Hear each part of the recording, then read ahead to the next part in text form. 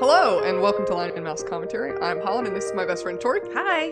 If you're new to our show, we rank various forms of entertainment by different categories out of a total score of 10, with only 2 points allowed for our personal taste. Don't worry, we break everything down as we go. Feel free to agree, disagree, or just find something new to enjoy. But be sure to tread lightly, there will be hot takes and spoilers. And cut to the intro.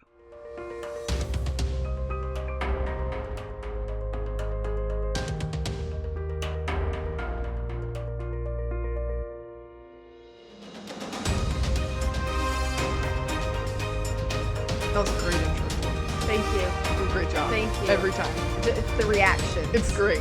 You have to be engaged. Exactly. So today, if you haven't already read our wonderful title that Tori put up here. Also, hello, welcome to the season finale of season 3. It is. This is our last episode of before we season go on 3. summer break. Yep, which is not really a break. It's us prepping for The next season. So we are just not releasing for a couple months. right. So we will be back for your listening pleasure the first Friday in July 2025. So please stay tuned. Shameless plug, if you haven't listened to our prior episodes of season 1 and 2 and previous episodes of season 3, now's your chance to catch up on things. We have quite a bit of content for you. So. We do. But if you're all caught up and you're craving more of us talking for hours and hours on end, don't worry, it's coming. And it's not too late to make requests for season 4. I know we talk about that at the end of every episode, but like if you have something that you're like, oh man, I just really want to hear them talk about this, let us know. Yeah. And we'll incorporate it into the We next had season quite a if we few can. viewer requests in this season. Yeah. So, yeah. So, in case you didn't read this title, or if you're just listening and you just didn't look at the title before you clicked play, we are reviewing the computer game Spy Fox 2, Some Assembly Required. If you want to hear us review the first Spy Fox game, Dry Cereal, we did that in season 1? 1 or 2? Previously on Avatar. So I'm going to read a little synopsis and some information about this game, and if you would like to play it spoiler free, you can click off after that. If not, stay tuned and you'll hear our thoughts on it. So this is from the synopsis, it's a little bit more than a synopsis from Humongous Entertainment's website. A little bit about Humongous Entertainment as a company which is no longer in existence, so I did provide a little background of that as well. So this is from Humongous Entertainment's website. Humongous Entertainment is one of the most iconic brands in the history of children's software. They're clearly tooting their own horn there, but it's okay. I think it's kind of justified. So, originally founded in 1992, the company pioneered a software genre that was both educational and entertaining by combining cognitive skill-building puzzles with traditional Disney-style paper animation using cutting-edge proprietary technology. Humongous introduced replayable storylines and multiple endings, professional voice actors, and fully animated, fully interactive scenes, creating dozens of award-winning titles that set the standard for smart fun. Humongous games are widely acknowledged for maintaining the highest ideals and respect for the audience. After an amazing 10-year run, Humongous Entertainment produced its last original software in the early 2000s. So, if you grew up with some of these games, that may sound a little familiar, but they've been off the market traditionally for a long time. So, Spy Fox 2, Some Assembly Required, is an adventure game developed and published by Humongous Entertainment as part of their Junior Adventure line and the second entry in the Spy Fox series of games. The game was released for computers in September 1999. It was released on Linux and iOS in 2015, and this game is currently available for purchase on Steam and mobile formats. So if you're wanting to play it, you still can't play it today. Some Assembly Required features the same mechanics as Spy Fox and Dry Cereal. The paths in this game vary just like most other Humongous Entertainment games, but there are only 2 possible scenarios for how the tasks will play out instead of each of the tasks being randomly selected for each playthrough. So, if you're familiar with their kind of branching storylines, Spy Fox Dry Cereal had multiple components that could change at random, but this game, it technically has 2 storylines, and so you're either going down one path or the other. Some accolades. The Electric Playground named Spy Fox 2 the best computer adventure game of 1999. It earned 4.5 stars and a, quote, award of excellence from the publication Review Corner, stating, quote, kid testers were thoroughly absorbed in the adventure and were determined to solve the mystery and win the game. Even parents enjoyed the humor. So those are some accolades. Back then, PC games did not have any accolades. It was really just kind of entertainment for your kids to play on very low-powered PCs. Yeah. So it's pretty notable that the game actually was acclaimed in its own genre. So here's the synopsis from the Humongous Entertainment website of this game. It says, literally, I just pulled this directly from the website. Who left the dog on? Spy Corps' corrupt counterpart, S.M.E.L.L.Y, S.M.E.L.L.Y, has devised a devious dog bot to unleash upon the unsuspecting world. The mission: find the hidden off switch, deactivate the dog bot, and stop LaRoche's quest for world fair domination. Game features: experience Junior Adventure's delight in the challenging puzzles and cool minigames.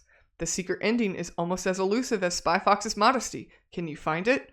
Out of time, Super Sleuth? Save your game and finish it up later.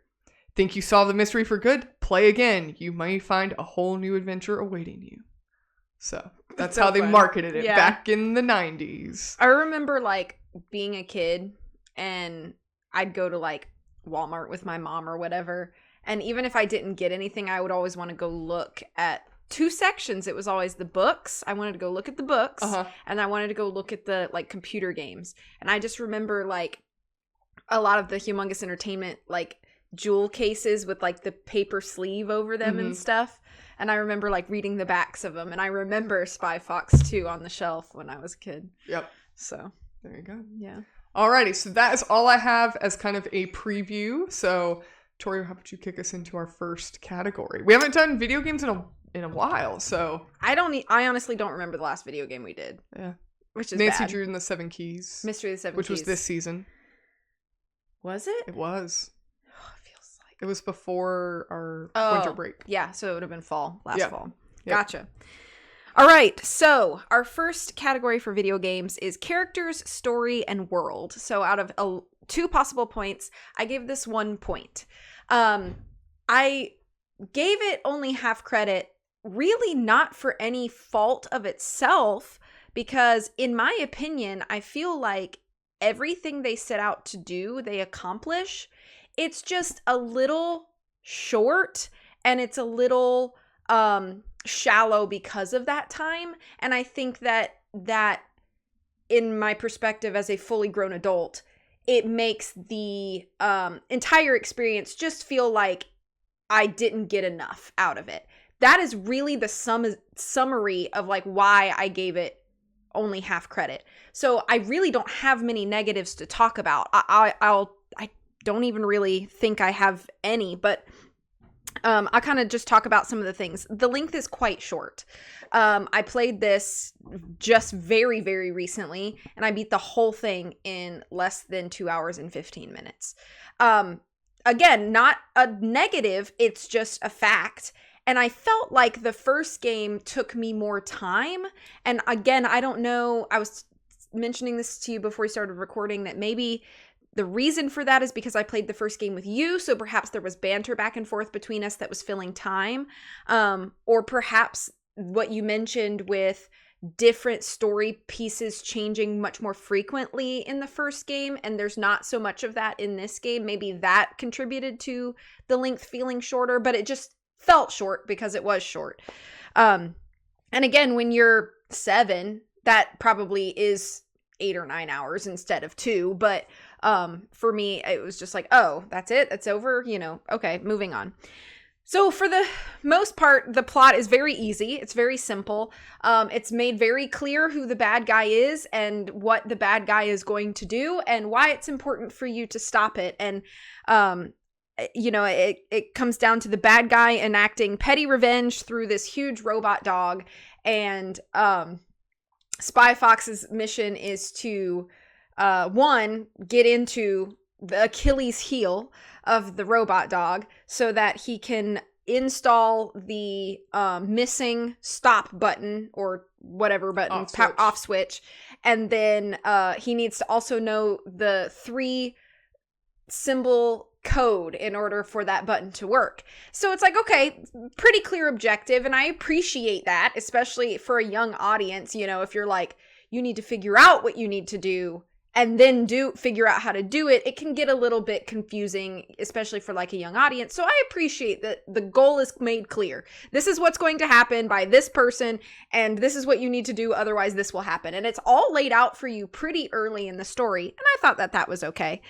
There's nothing really super complex, but I do appreciate that there's a point in the story where I genuinely thought I had failed. I had messed up, because in the story, the idea is that there's like one screw left and it's underground, and every time somebody walks through the turnstile at this park, it's winding the screw into the robot dog. And when the 1,000,000th person passes through, which 1,000,000 people in a park in one day is incredible. Their marketing tactics must be amazing. But anyway, when the 1,000,000th person walks through, that's going to activate the robot dog. And I was like, oh, okay, well, it's cool, because as Spy Fox, we're not going to let that happen. We're going to just shut it down. But then it happened, and I was like, oh my gosh, did I do something wrong? Like, the robot dog is literally activating right now to like cause havoc. I must not have done something correctly or ran out of time. And I was like, maybe this game is timed and I didn't realize.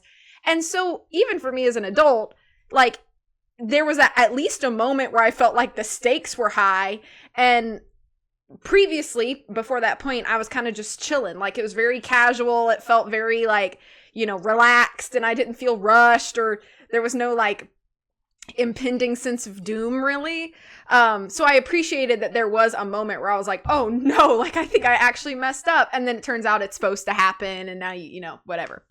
So I actually really liked that. I liked that moment of feeling like I had failed and then learning that I had not. I want to talk about the voice acting is really good. It's good and it's fun, and every character felt very distinct.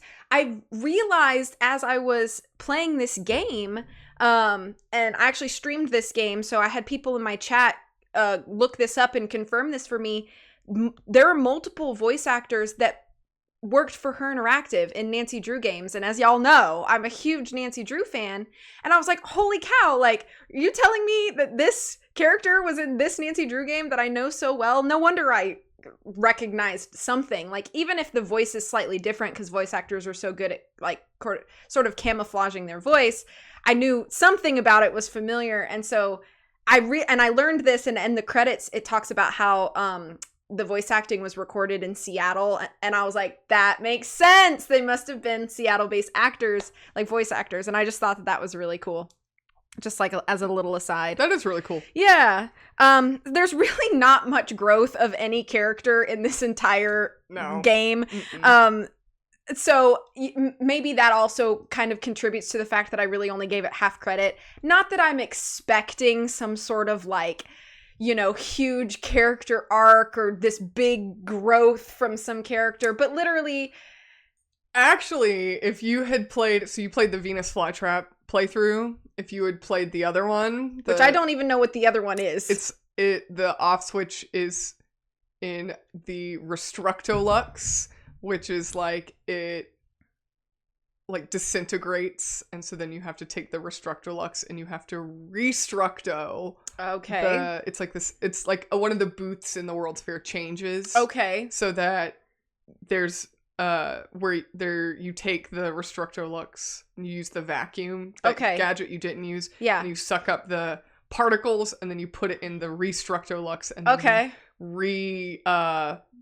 not reanimate, but like reconstruct the off switch.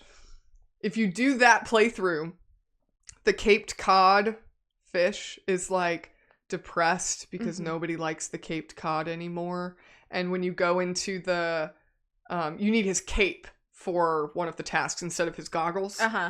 And when you go into the tent with the food on a stick, there's like a little boy dog, and he's like, I love the Caped Cod so much. And then you take him to go meet the Caped Cod, and he's like, you're wonderful. And the Caped Cod's like, I have character growth. Right. So there is a character growth in the other playthrough. Okay, so because he's like, I will do my trick, and then you can borrow my cape. So one character growth in the storyline I didn't see. Okay, great. Yeah. So I'm just saying, it exists. It exists, okay, but there's not much growth, which was my original point. I worked it until I could play both playthroughs. I see. I didn't even realize that there was multiple playthroughs. Otherwise, I probably would have made more time to play both, but it's okay. But anyway, not much growth, but plenty of consistency. That was where I was going to go with this.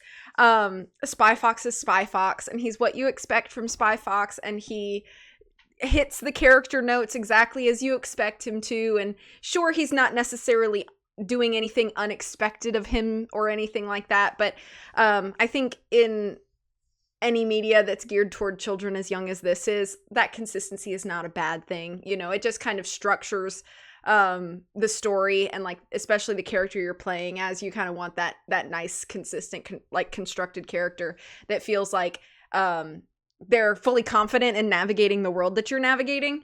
And I think that kind of helps the player along in some ways as well. So I didn't think it was necessarily bad.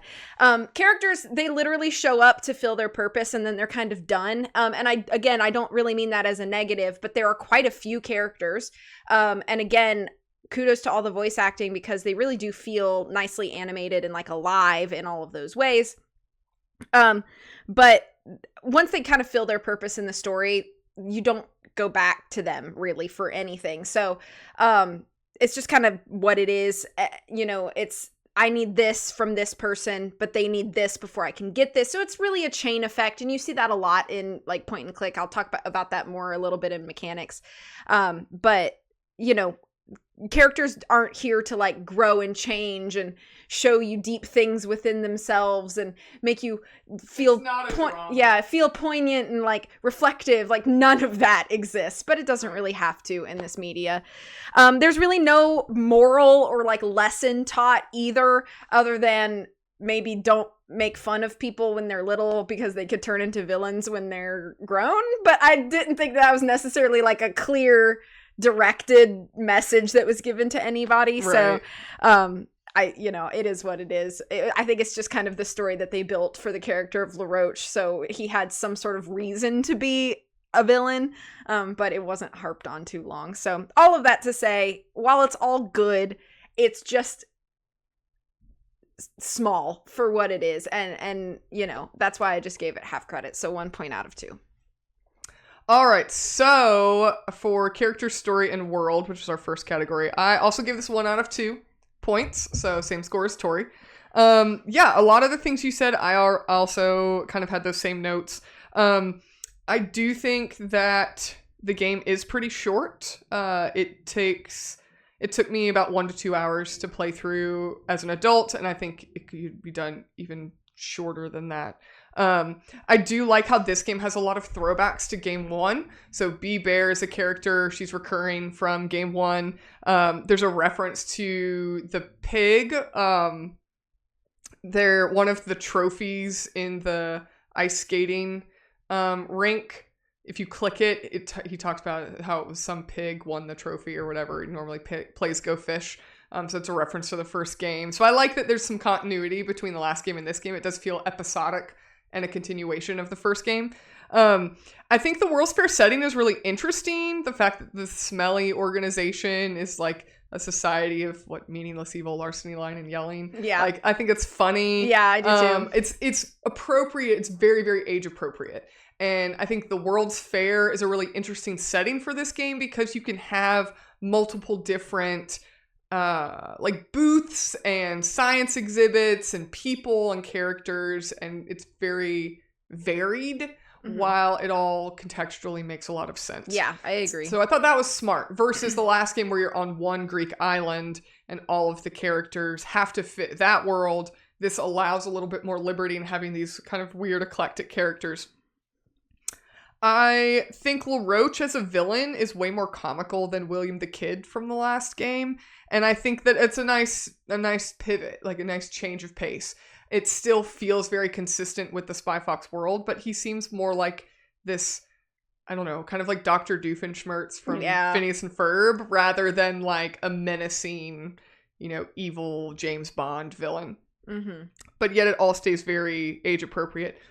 I did have like a little question mark of motive because you don't understand why LaRoche is a bad guy and like what is his deal with the dog bot. And I think it's interesting that in this game you don't find that out at the beginning, whereas in Dry Cereal, and I hate to keep comparing, but in Dry Cereal, they set it up at the very beginning that William the Kid is a villain. He wants goat's milk to be like the top dairy product versus cow's milk. And so he wants to take over the milk industry. And it makes sense because he's a goat. Like, it's even a play on words. And then this game, you're like, LaRoche is part of an evil organization who wants to start a rampage at a World's Fair because... Why? Yeah. And it also seems a little like goofy and nonsensical. It's like, okay, he wants this dog bot to go on a rampage in this one city just for revenge. Okay. I mean, but again, it's very age appropriate. So I'm not knocking the plot, but I did think that the plot of William the Kid wanting this like, and this whole dairy concept and goat's milk and getting rid of cows and all of that. It's a little more polished. It is. And it feels a little more true to kind of the James Bond homage that Spy Fox is kind of a parody / homage to. Mm-hmm. And this game really feels more like your Saturday morning cartoon supervillain. And it's not a bad thing, but I do think it doesn't feel quite as refined for a kid's story as the first game did. And I think it also kind of contributes to the fact that I felt that I didn't feel for most of the game like there was any sort of like urgency to anything I was doing. Right. And even your side characters are kind of these there's a woman cooking in the kitchen, and there's a ladybug who's a plant expert, and there's some cloning sheep people and food on a stick. Like, none of that feels cool. And yet in like Dry Cereal, you have this Russian Blue who is like the femme fatale, like double agent, or maybe she's working for the bad guy. And then you have this mob boss pig you're playing Go Fish against. And then your secret contact is Mata Herring. Yeah. You know, so it felt more very Bond-esque, and this feels very much more like Saturday morning cartoon. And it's not really a negative, but it does feel very different from the previous game. And I don't think it's necessarily good or bad, but I do think the plot is, and again, we're talking about a game for 7-year-olds, I do think it is a thinner plot and less refined plot compared to the first game.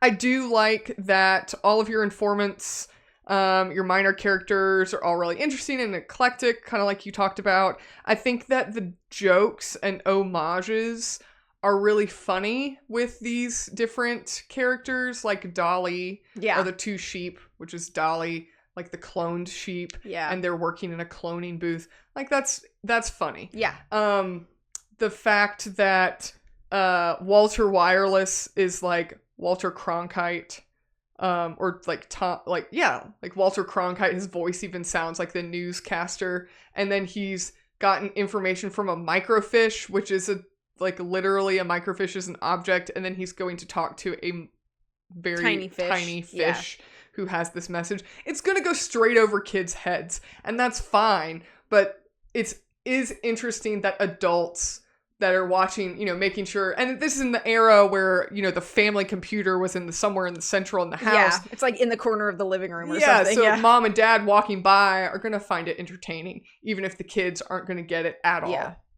So I do think that is very true to Humongous Entertainment, and it's pretty clever. The cutscenes, I like how this game, and this may be mechanics, but I also like how the cutscenes of LaRoche, like from his ivory tower, watching the turnstile turn. It's nice pacing for the story. It happens at appropriate times where you're maybe a third of the way, 2/3 of the way, and then right before the end of the game. It's nice milestones of where you're kind of making progress in the game. And yet the cutscenes help build the story, help round out this villain character. And then I think, like you said, I think Spy Fox is a very fun protagonist. All of the protagonists in this game, Spy Fox, Monkey Penny, and Quack, and even Walter Wireless, are all very consistent characters, and I think they're good protagonists to have. And I also think, and this is just kind of in general, I think it's important for a character like Spy Fox, who's this like cool, suave, like James Bond type character, you don't want to know a lot about him. You don't want to know his life story because then he's not cool anymore. He's too relatable that he's not this cool spy anymore. And so I like that you learn a little bit about these side and minor characters and your eclectic cast of unimportant people that just serve a purpose. And that's what kind of gets you in, like, pulls you into the game and kind of rounds out the world a little bit. I think that's good storytelling. I also like that there are 2 different endings. I do wish that the endings weren't quite as linear, like the 2 pathways weren't quite as linear and all-encompassing versus the way that Dry Cereal was integrated. And I also like that in the same vein as the last game, if you decide to chase LaRoche or not, you will have 2 separate endings on kind of if you've captured LaRoche or not. It kind of has a little end credit scene, not really end credits, but like pre-end credit scene where the boss kind of tells you like, hey, you did good or you did great, based on whether or not you captured the villain at the end. So overall, I think it's a great game. It's very true to the demographic, the time frame when this game came out. The late 90s was really when PC gaming was starting to kind of turn that corner into being more serious games. But I heard I watched a YouTube video about kind of the history of Humongous Entertainment, and I thought it was very eye-opening that this was when PCs, not every, but most families could afford a PC, but gaming was not something that any PC had the capacity to do. Right. You played solitaire or pinball, and that was it. And so this was a nice way to keep the process, to cater to the very, very low processing speed and capabilities of a family PC to give kids something that was fun and educational and safe and, helped them use their brain and problem solving skills instead of just mindless, entertainment. And I think it's very, very true to that. So taking all of that into consideration, but like you said, it still isn't like the greatest game you've ever played. Yeah. I felt like 1 out of 2 was pretty accurate. So that's what I gave it, 1 out of 2. Before I go into the next category, I kind of want to piggyback what you're saying about like just that era. So it's like, I think like, just speaking for myself, like that era is very pivotal, I think, in my personal life, just in regards to gaming in general. So like, I've always had an interest in video games and still do, but for that era, like when these games were becoming so easily accessible, kind of just like in general, I was playing a lot of computer games in this era. And I think it was because, my parents saw them and saw how so many games that were coming out for kids in this era had an educational, edutainment spin. And the internet was still so, like, online was, like, still such a new concept, and people were still navigating, like, how it worked and who had access to you. And so for my parents, it was like, well, this is a way that the entertainment from the computer can happen, but there's much less risk than playing around on the internet. And so I a lot of games that came out in this era are things that I grew up on. Obviously, Humongous Entertainment. I played a lot of Freddy Fish. That was most of the Humongous stuff that I did. And I played a lot of Carmen Sandiego growing up, and obviously like the Nancy Drew games. And then there were other things that came out, just random things that just released. Do you remember when they used to give you like a CD with like a game or 2 on it in like a cereal box? Yeah. And it was like the CD, it was like a tiny little disc, but then the sides were cut off. Yeah, exactly. Yeah. And I had a collection of those. I'd be like, Mom, look. I'd be in the grocery store and be like, Mom, if we get this box of Frosted Flakes, I'll get a game. Carmen Sandiego game. Yeah, and literally I had Where in the World is Carmen Sandiego from some random cereal box. And I played that game all the time. I think I had that one too. It's just, I feel like there has not been anything quite like that since. Right. And so it's just such a defining era of like computer media for me. It's just very nostalgic. So anyway, that's a side tangent, but what you said just made me think about that. Yeah. Okay, so the next category, second category for video games is mechanics. So this is basically in regards to how the game plays. So not necessarily the characters of the story, but just like how the game actually functions. And out of 2 points, I gave this a full 2 points, which I was surprised about myself. I'm very surprised. But I feel like everything that they attempted to do mechanically works in this game. And again, it's not anything crazy or complex. This is not a first-person shooter, but they couldn't have made one of those in 1999. Anyway, your computer couldn't run it. I mean, maybe like something like Wolfenstein was technically a shooter, but like, and you know what I'm trying to say. Yeah. So and it's what's funny is I didn't even realize until we started recording here that there were multiple storylines. And to me, that even adds to the positives for this, because I feel like now there's a level of replayability. The only thing that I thought about that could be potentially a negative was the fact that there may not be any replayability, because I know that with all Humongous Entertainment games, this is just kind of a fact of how they work. It's like there are little secrets and like tiny things you can kind of stumble upon that aren't necessarily always going to appear unless you seek them out. So I know that that's a fact, and I took that in, but I was like, man, you know, this story's really linear, like, but once you're finished after 2 hours, it's like you're done. So knowing that you could start it over and do something completely different is a added positive already. So I like that the map itself, like the area, is pretty linear and easy to navigate, but that the tasks that appear can be done in different orders, and it doesn't affect or make things confusing. What's funny is that like I came upon something pretty early, and then I was like, I don't really know how to like do this yet, so I'm just gonna move on to the next thing. And you don't necessarily have to get super stuck anywhere, because you can just leave and look at other things, and then you're like, okay, now let me go back with the knowledge I have now to this thing and look around and be like, oh, okay, well now I can use this gadget, or I can get this thing from this place and bring it, whatever.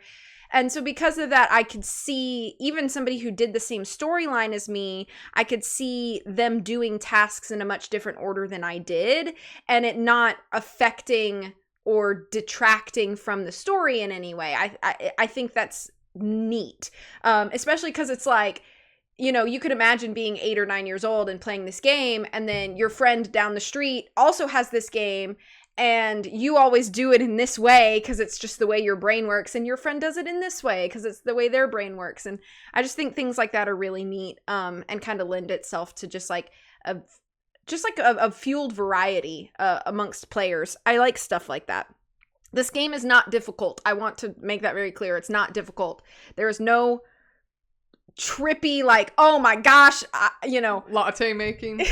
Yeah, you know, even Nancy Drew games, while they are designed to be for you know, sleuths 10 and up, there are some things that, like, even as an adult, I'm like, gosh, this is a difficult puzzle, or like, this is tricky to figure out. There's nothing like that in this game. There are some things where I was like, I don't really know how to like do this, but it wasn't like I felt frustrated at any point, or that there was some puzzle I was continuously doing and couldn't find the solution to, or whatever.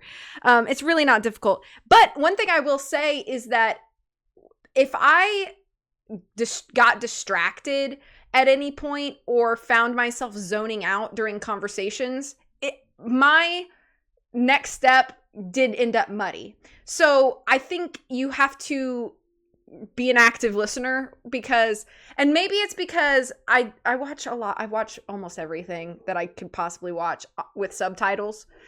And I think I have trained my brain to just read what's happening. And so there's not subtitles in this game, at least not that I could find. And I don't think there are. So I had to actively engage in listening to what was going on so that I knew, okay, this is the follow-up. If I zoned out or got distracted or whatever, I had to be like, what'd they just say? Because I missed it. And again, this is not, I don't think this is necessarily a fault of the mechanic. I think this is a fault of me for getting distracted. But there is no, like, replay that conversation. Like, some games today, especially games that are text-based, like visual novels do this a lot, where you can go back a few pages and reread whatever just happened, or re-listen to whatever conversation. There is none of that. So, like, if you miss it, you missed it. Sorry. Right. And so thankfully, because I was streaming it, I had people in my chat being like, they said blah, blah, blah. Okay, cool. Thanks. Because I don't want to have to go look up a YouTube video to catch that. Again, my fault only. I don't think this is a fault of the mechanics, but just something that I noticed. The in-game hints from Monkey Penny do help. I got stuck right in the beginning because I zoned out and I didn't know what was going on. And you're in this like shed and there's like snow slopes and you have a pill. And I was clicking on everything and I was like, nothing's doing anything. And then because I wasn't paying attention that I had to take the dehydrate. I know, it was so embarrassing. These dehydrated skis and put them in the bucket of water. Like I knew I had a pill and I knew I had a bucket of water, but I didn't pay attention to what that pill was.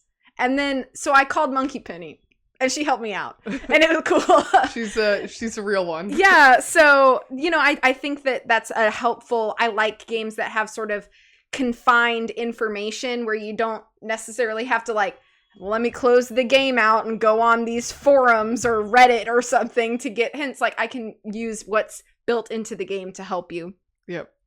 And I think you mentioned this in like character story, but I'm mentioning this here. This game is so age appropriate. And kind of like what you were saying, it's age appropriate in a way where I could give this to a 6-year-old and not worry at all about what they're consuming. But then I can play it as an adult and there's still jokes that like are funny to me and puns that make me chuckle. And I can see the obvious homages to real life people or fictional characters that are iconic, that sort of thing. And I really, really like that kind of stuff. And sure, there's no, you know, DLC or customer or character customization or anything like that. Like that doesn't exist, but it doesn't need to in a game like this. Yeah. And I like that, you know, there are these tiny little, I don't even know if I'd want to call them Easter eggs, but maybe they're Easter eggs, like the connections to the earlier games and cookies. I don't know what the technical term is for that, but just like these, you know, just these little connections. And if you're a fan of this series or a fan of Humongous Entertainment games in general, you'll see those connections. And so in a way, it feels like Humongous Entertainment games just kind of across the board, they kind of have enough of an overlap in like feeling that it just feels comfortable. Like if you like one, you'll probably like them all because they all have that same sort of, I don't even know how to describe it, but you know what I'm trying to say, right? It's like, you know, I grew up playing Freddy Fish primarily. That was like the Humongous Entertainment series that I knew the most. I think I played one Pajama Sam game or something like that. But like, you know, I'm playing Spy Fox thinking to myself, like, this feels like childhood. And, you know, I never played Spy Fox really grew up. I knew it existed, you know, and I knew the character, but like I didn't play Spy Fox growing up, so I don't have the same nostalgic attachment, but it still feels like childhood. And I think there's just something so charming in that sort of like unguarded innocence. And maybe I'm thinking way too deep about a 2-hour point and click game, but I just wanted to mention it and talk about how it's like obvious, so obvious when you're watching this, how much care because the people who developed this are full-grown adults. They're not children. And you can tell how much they cared about this. And like, you know, Humongous Entertainment, like you said, only existed for like a decade. And their games are still iconic now. And people are still seeking them out and buying them on Steam and playing them because there is so much care that you can just feel when you play it. And maybe that's not necessarily a mechanic. Maybe that would actually fall closer into like aesthetics or even like creativity or personal taste. I don't know. But I'm mentioning it here because I think it contributes to the overall playing of this game. So I could not, again, nothing complicated, you know, it's not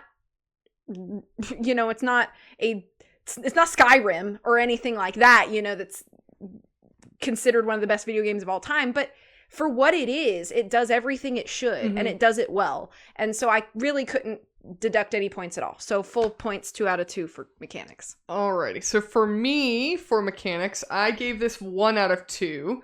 I think that there are a lot of positives that I agree with, that you said, but I did have a couple negatives that for me, I thought it was worth deducting points from, or it was worth deducting points for these negatives. So, a couple positives, the hint system, I think is great. Like you said, it's really helpful to be able to call headquarters, and they give you a prompt of like what you're supposed to do next, especially in the age demographic, because most kids are not going to play through this entire game in one sitting. So you're going to put the game down, you're going to pick it up the next day and not remember what you have to do next. I love games that have skip buttons, and in Humongous Entertainment games, if you hit the escape key, it skips like Spy Fox walking or the animation or dialogue, and you can just skip through it. Because sometimes if you're going back and forth multiple times, or you're talking to multiple people and you're just trying to get through a dialogue tree or something, I love being able to just hit the escape key and get through it. It made the game a lot faster for me to play for this podcast, in prepping for this podcast, because I have played this game multiple times as a kid. I like that you can access and view your inventory really well. You know exactly what you're looking at in Spy Fox's pockets, unlike Nancy Drew and Master of the Seven Keys. So I did appreciate that. The background clicks is always a great mechanic of Humongous Entertainment. It's kind of their signature secret sauce of what they're known for. The puzzles, the clue finding, the item collecting, the little Wii World mini game with Walter Wireless, I think all of that is I forgot to mention that, really but well. I loved how it broke up the normal mechanic just long enough to feel like you were getting like a little bit of a fresh flavor, something else. Yeah. And then it's like a puzzle platformer, basically. Right. And then you go back to your normal thing. And I thought that was nice. And then, as always, you also have a little mini game on the Spy Watch that you can play, which is more like an arcade style game. And all of that, I think, is done really, really well. It's great. It fits the time that this game was made. I do think one of the biggest appeals of the Spy Fox games is the multiple pathways and the multiple different playthroughs. And this game, I feel like, of all the Spy Fox games, is probably the least appealing in that regard.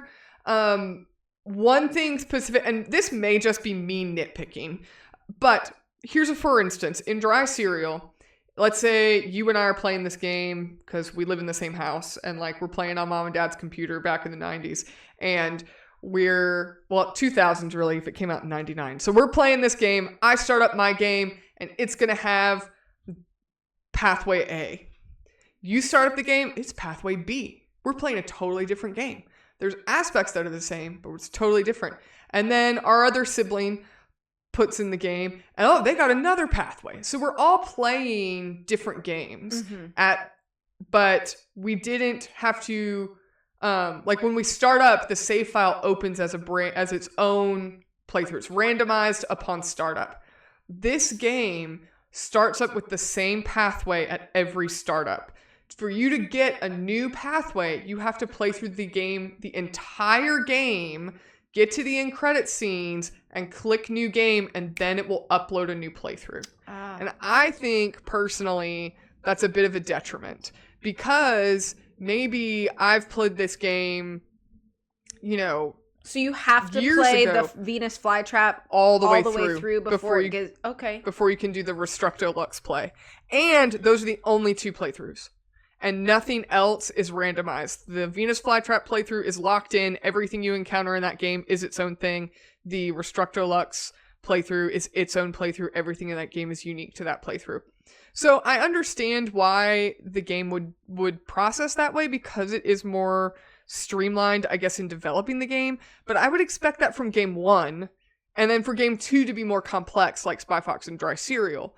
And so I think that with this game, it's like if you pick the game up and you play it and you put it away, you move on to another game or whatever, and you're like, you know what game I want to play again? Spy Fox. Now I have to play through an entire playthrough that I've already done before I can get a new, fresh game. And I think that replayability is a bit problematic with this game. And to be perfectly honest, I don't know if... I'm pretty sure that's how the game was when it originally came out on PC, but it is absolutely the way the game is on Steam, which is the only way you can play it now. I don't know about mobile games, but the problem is that maybe the game wasn't designed that way when it originally came out. Maybe you could start it up with multiple pathways. Although I do recall as a kid playing the PC version, I don't think I ever played something other than the Venus Flytrap playthrough. Gotcha. Because I didn't know that you could just click new game, because most of the time, even especially as a kid, you get to the end credits and you click quit because you finished the game. You're not going to click new game to reload a new playthrough. So I think that's a bit of a problem as far as replayability goes, and because that's such a big appeal of the Spy Fox games, I took it into significant consideration. That's fair. Also, I think there are, in this game, I don't remember a lot of negatives of the mechanics in the original game, but in my Steam playthrough, there were quite a few mechanical glitches in the game. There were glitches where, like a whole dialogue moment where Spy Fox is talking about, in the Wax Museum, you can click the different wax figures and he'll talk about it. And for either just one random wax figure, or maybe it may have even been the one that you have to interact with, it's a still frame and his dialogue is playing, but there's no animation. And I tried it multiple times to see if it was just a glitch in, and it could have just been a glitch in my playthrough. But that I feel like is a pretty big glitch to notice. In the Wii World game, there were some glitches with different controls, like the arrow didn't show up or something like that. You just kind of had to click and hope for the best. So again, and I'm not saying that everybody experienced, it doesn't sound like you experienced those playthroughs. Not that I noticed, at least. So I think that, maybe it wasn't present in the original game, but I feel like especially, we've come a long way technologically. I expect this game to pretty much be flawless. Like you said, it is not a hard game. It should be squeaky clean. There shouldn't be any glitches in this game. So those were two big reasons. And also I know that I'm trying to consider factors of this game in its own time, in the way that it was designed and the audience it was intended for.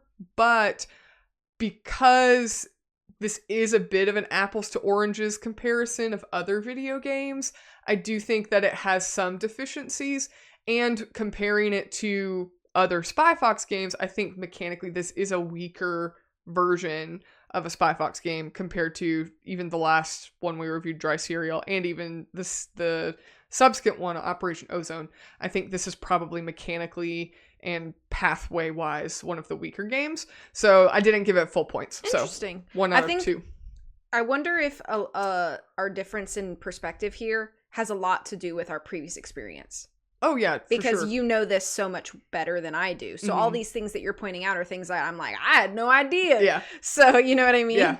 I think for sure, but I think that's also, it's neither right nor wrong to have that perspective going in. I just think it's interesting because I feel like a lot of it may just come down to our like pre-existing knowledge of it. Yeah. So for sure.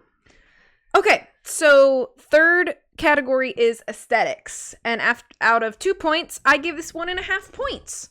I think it's pretty solid.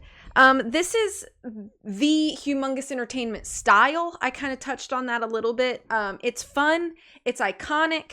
I wasn't sure where to put this, either in mechanics or aesthetics, so I ended up doing it in aesthetics. But like all the little background clicks that you were talking about, like you can click so many things in a scene that have nothing to do with what you're actually trying to do or like find, but they like animate these little things all over the place, and it's like somebody took the time and effort to do that, and it doesn't contribute to the story really. It just kind of makes the world feel alive, and I think there's some merit to that, especially with a children's game. Is you want the world to feel fun and whimsical and that sort of thing. I think that the character design for a lot of the characters is really fun. Like the character of LaRoche, and like it feels like a nod to somebody like Napoleon Bonaparte or something like that. And it's, just his character design is like so whimsical in this sort of like tongue-in-cheek way. And then of course Spy Fox being like a parody / homage of James Bond, and he wears the clean white suit, and just the way that he talks and is, and other characters, even characters that are just like characters of the week or characters of the moment, characters of the room, they just feel like they're in their design and like function, they just feel very like fun and like whimsical, and they're all very different from each other, and yet they all seem to kind of fit the world and the world aesthetic and the booth or area that they're in. And I just find that really, really nice. I think the music and sound effects are really good. They're never really distracting. However, I do think they're not really anything notable, like other than maybe like the opening kind of music and then like the end credit music. There's nothing that I would necessarily consider iconic. Sound effects, yes. I feel like there are like the iconic Humongous Entertainment sound effects that are kind of used across the board, and they're like fun to hear when they happen. But they do feel a little samey after a while, and so you're like, okay, you know, there's nothing like catching my ear. Does that make sense? I put the cutscenes here in aesthetics. I think the cutscenes are better animation wise, maybe not story wise, but animation wise, I think they're better in this game. And I think they are placed in really nice ways. I feel like cinematically, they are a little bit more movie-like than the first game was, and I appreciated like the different angles and things like the cutscene where LaRoche is talking about when he was a kid and how he was too short to get in or whatever, and it like, you know, it spurred his bitterness toward the World's Fair or whatever. And there's, you know, these like low angles to kind of like exaggerate the fact that like everybody else around him is so much taller and bigger, and it's just like a fun way to like frame it, and it's just these little animations. I really just don't think that there's anything super unique or unpredictable in the realm of like Humongous Entertainment. They didn't do anything to like super surprise me in regards to aesthetics. You know, the mood is very consistent, the visuals, everything's very consistent, and consistent doesn't mean bad by any means, but it's just so consistent that it's like, there was nothing that I was like, oh, like, wow, you know, I wasn't really blown away by anything. I just thought everything was good across the board. I really don't have much to say outside of that. That's the only reason I took half a point away, was just because I felt like a lot of it was very samey, and while I felt like it was improved from the first game, it wasn't like anything really wowed me or surprised me. So just 1.5 points out of 2. Yeah. I gave this 1 out of 2 for aesthetics, and mostly for a lot of the same reasons you did. I did, because of those glitches I kind of mentioned in the last category, I also kind of factored that in here. So I didn't give it, you know, full points. Again, I don't remember a lot of those when I was younger, but it's possible that those were part of the original game. I don't know. But yeah, a lot of the things that you've already said. It's a very unique art style. It's kind of this Disney-esque, but not quite copy-paste Disney style. It's very, very dated. The art style is, by comparison to games that come out, now, but I think it's also very true to Humongous Entertainment's own style. It's almost like the way that things are drawn. It's like the outer lines, like the outlines of each, it's like thicker than normal, like thicker than it is now in animation. It's like all the edges of people are like just a little thicker. You know what does that make sense? It's like the outer lines. It's very much like a paper cutout style. It feels very flat and 2D, but it's supposed to. And I think it's kind of fun. I do think visually this game is a little bit bland, especially even compared to other Spy Fox games. There's really only 2 environments in the whole game. There's the World's Fair, and every like sub environment is just a tent with whatever is in that tent, and then there's Inside the Dogbot, and pretty much everything is one of those 2 places. So I think visually we don't have a lot of variety. It is kind of nice, I think, in, you know, where I kind of praised in the story and the characters, it is nice that we have these little different kinds of people who are at the World's Fair and different exhibits that are present. But visually, I don't think there's a lot of room for diverse visual environments, because they logistically have to be in a tent set up at the World's Fair. So I think it does give us a little bit of blandness to the different kinds of tents that are set up. It's like it's a tent with an ice skating rink in it, which I think is clever. Yeah. But it just looks like an ice skating rink in a tent, and then the food on a stick exhibit looks really similar visually to the cloning exhibit, to the Venus flytrap exhibit, the Cape Cod. Yeah, it's outside, but it's all looks very similar to one another because it's all in the same location. And I think that kind of compared to the prior game where you can go on a boat and you're going out into the ocean, and then you're going underwater, and then you're going into a factory, and then you're going onto a boat, and then you're going, your mobile command centers underwater. Here, your mobile command centers in a van. So I think that just visually it's just not as dynamic as the previous game. And then the other reason I didn't give this full points, again, I'm just kind of harping on negatives, but I do agree with the majority of your positives, so I'm trying not to just rehash what's already been said. The Wii World puzzle, I like that as a puzzle. I thought it was really fun, but it looks very, very pixelated compared to the rest of the world, and I don't know if that's just kind of the way that the animation style was done intentionally, or if that's just how it has translated on newer platforms. That's possible. Which I'm guessing it's more likely the latter. And so parts of that part of the game seemed very, it looked very pixelated and a lower resolution than the rest of the game. And I don't think that's I don't think it was intentional. If it was, I'll fully, admit that I'm wrong there. But overall, I like the style. It's very consistent. It feels fun and light. It fits the tone of the rest of the game. So half credit. So I gave it 1 out of 2. All right. So the fourth category for video games is personal taste and preference. You already know what this one's about. So out of 2 possible points, I gave this 1 point. It was fun.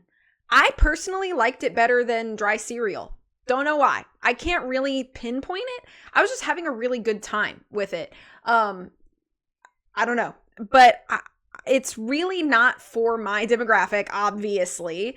And I don't personally have any sort of nostalgic attachment to Spy Fox specifically. I do have a nostalgic attachment to Humongous Entertainment, but not specifically Spy Fox. So I feel like that has something to do with personal taste and preference, is that I don't have the history with Spy Fox that a lot of people do.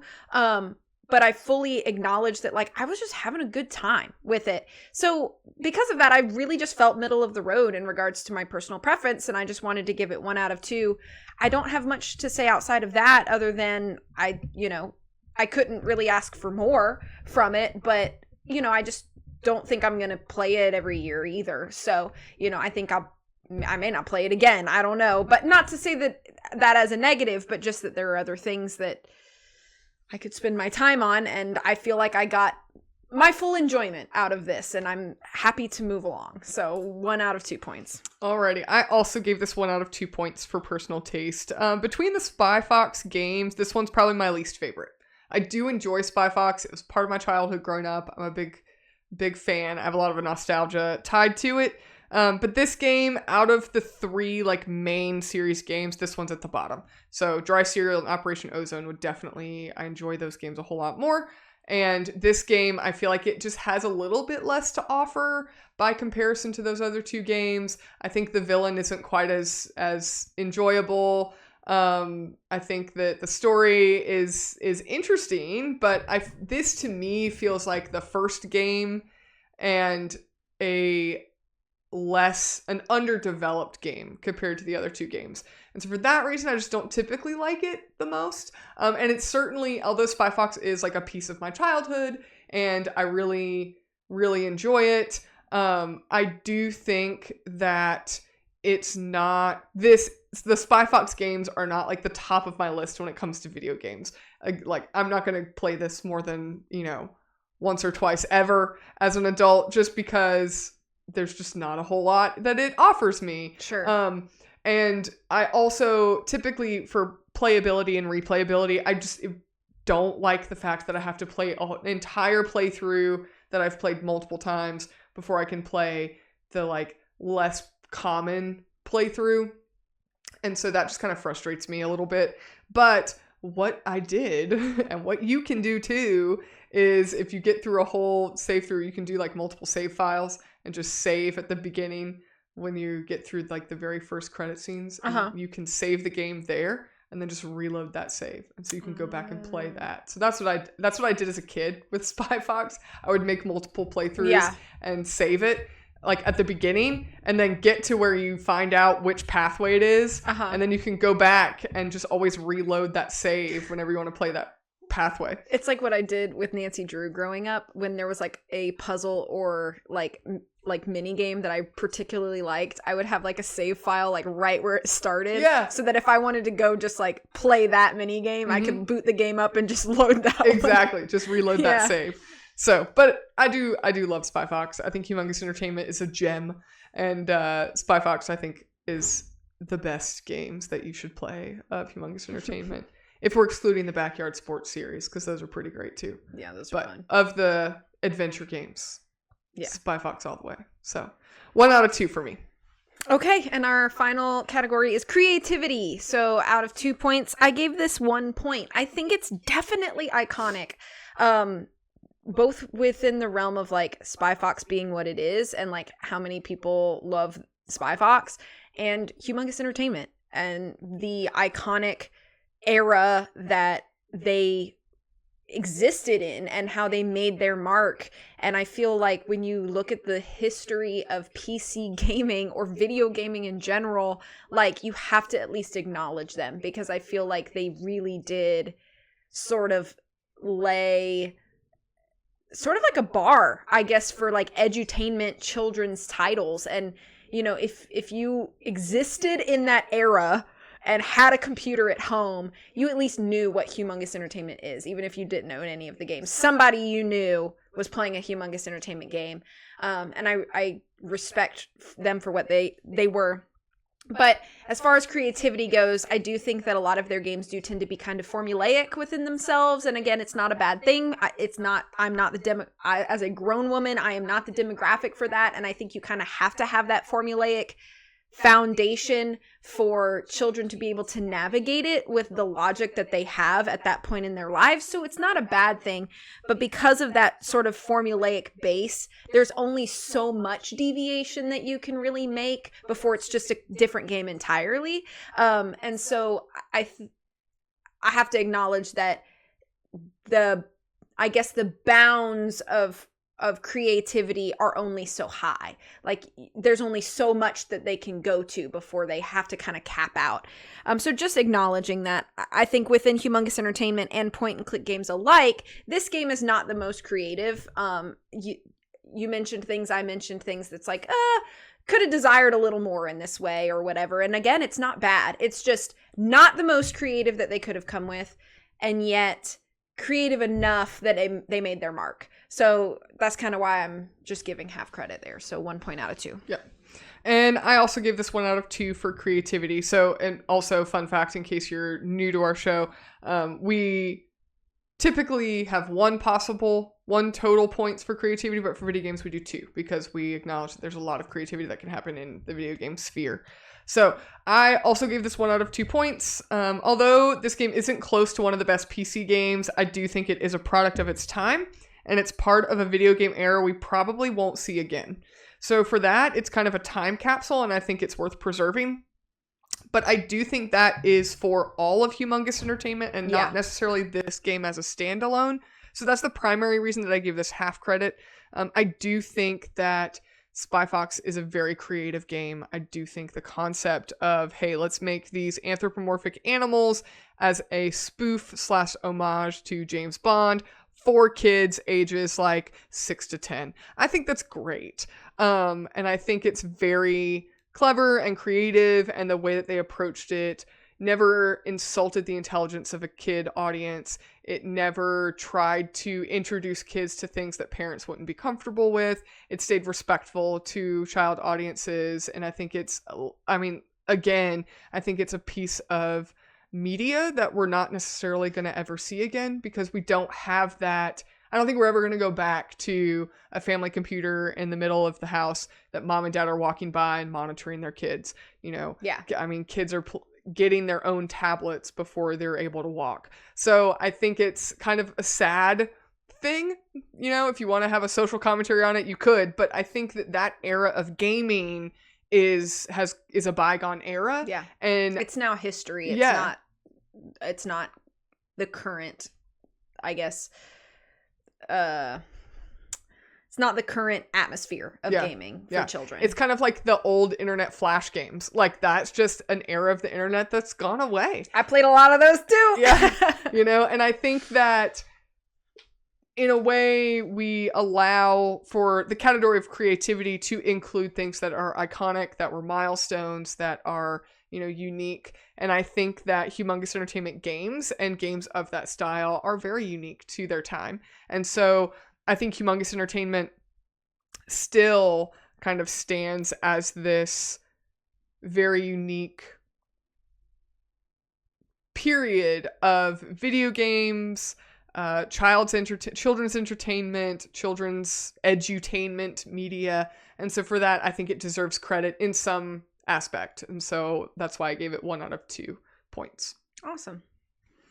So what was your final score for Spy Fox 2? So my final score comes to 6.5 out of 10. All right. And my final score is 5 out of 10. Okay. So not a bad closeout to season 3. Yeah. Any final thoughts? No, it's fun to play stuff like this. It makes me feel like a kid again. Yeah. All right. I have some lightning round questions for you. I have quite a few, actually. Oh, okay. All right. So some lightning round questions for Spy Fox 2. Do you have a favorite character? Favorite character. I don't remember a lot of their names. But I really liked the lady who has the Venus flytrap. The ladybug? Yeah, the ladybug Madam lady. Ladybug? Yeah, she was really cool, and I liked her design a lot. Yeah. I don't know. I just really liked her, so I think I'd probably pick her. Yeah. Mine is Spy Fox. Duh. Okay, fair. I was going to ask if you had a favorite secondary character, I guess like a she minor would technically character. Be secondary character. So if you have another one, or maybe... I guess let me put Madam Ladybug as my answer for this, and then go back to the first question and say, what's our little friend? Walter. Yeah, he's probably my favorite, like, main character. Yeah. Because he's so cool and, like, little, and, like, you would think that a character that little would be, like, whimsical and cute, and he's just, like, all business. I am Walter Wireless. Yeah. Yep. And I think it's just, like, a really fun juxtaposition there. Yep. Do you have a favorite gadget? There were some good gadgets in this one. There are some good gadgets in this one. I really liked the one where you would, like, take a picture of something, like a key, and then you would bake it to, like, make that thing. Yeah. So I thought that was, like, a really fun gadget, is taking a picture of a key and then baking it as, like, a 3D printer. Yeah, that one's pretty good. Yeah, I also, I like the termite bomb. I think that one's pretty good. Do you use that one in the other pathway? Because I didn't use it in the one that I played. You need it for the other one. Okay. The termite grenade, I think that one's pretty good. I think it's hilarious. I tried to use it on a few different things in my playthrough, and it just wouldn't do. Yeah, no, I think you need it for the second playthrough. Gotcha. Yep. Do you have a favorite location or like set design or location design?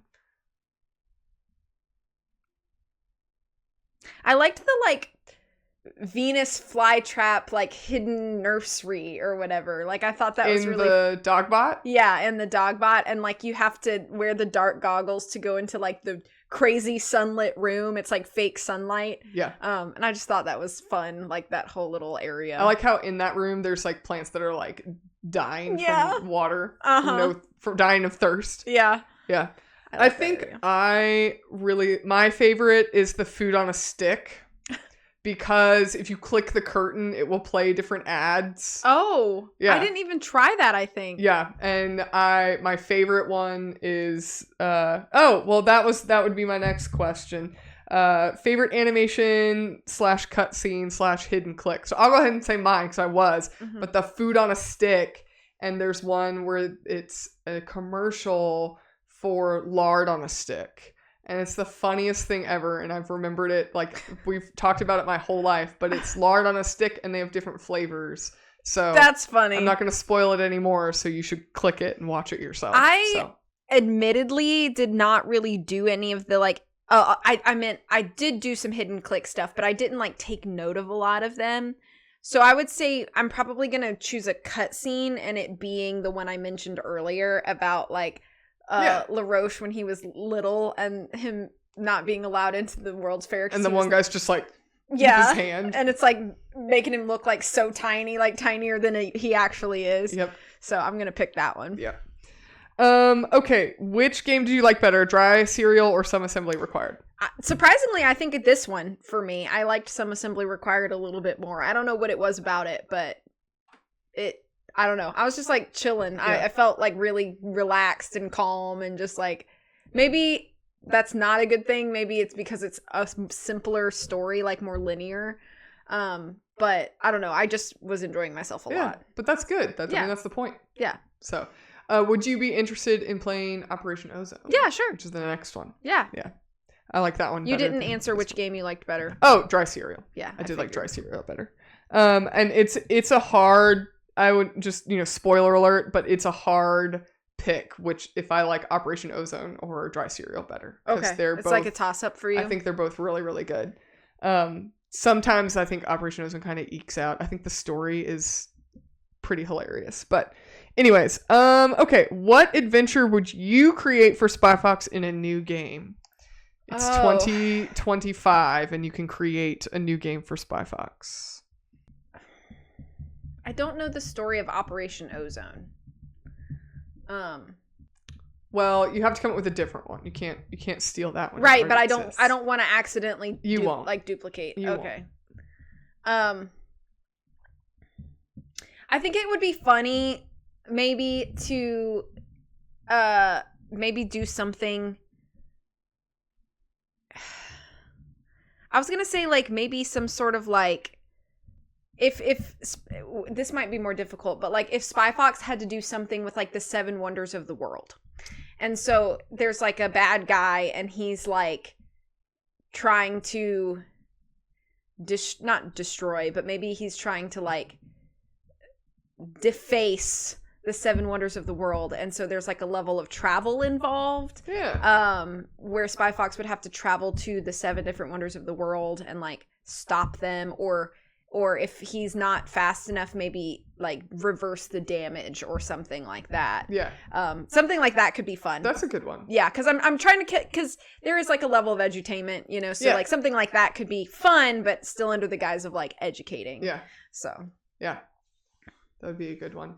I think I would do so kind of in the vein of, and I'm just thinking this up as like on the fly, but I think it would be fun to like go down the animal route because they're all animals and the villain is trying to like cause like a flea infestation so he can sell flea collars for pets. Okay. And just go down that sounds route. Like a miserable day. It does, but then it would be funny because like if fleas infest like people's pets, but then all of them are animals too. Yeah. So it's like the Mickey Mouse Pluto effect. It would get on our main characters and that would be just as bad. And so you could kind of integrate like animal like pet like information like how to care for a pet or whatever. Or like but the setting would have to be something fun like I don't know what the setting would be for that, but